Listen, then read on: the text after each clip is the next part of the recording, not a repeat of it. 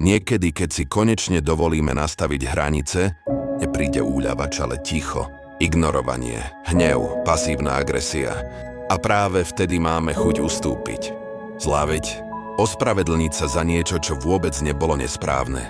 Ale to, že niekto reaguje dramaticky na vaše hranice, neznamená, že ste urobili chybu. Znamená to, že ste sa dotkli jeho rany a prestali ste hrať rolu, ktorá mu vyhovovala. Emočná nezrelosť druhých znesie všetko. Okrem toho, keď sa prestanete obetovať, keď už nie ste tí, ktorí sa stále prispôsobujú, zachraňujú, mlčia a držia veci pokope, budú sa hnevať, budú mlčať, budú vás obviňovať, že ste sa zmenili.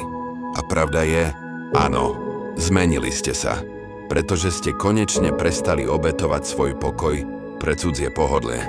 Hranice nie sú vzdor, hranice sú láska k sebe. Dôkaz, že už viac nie ste tým dieťaťom, ktoré znášalo všetko len preto, aby nestratilo lásku.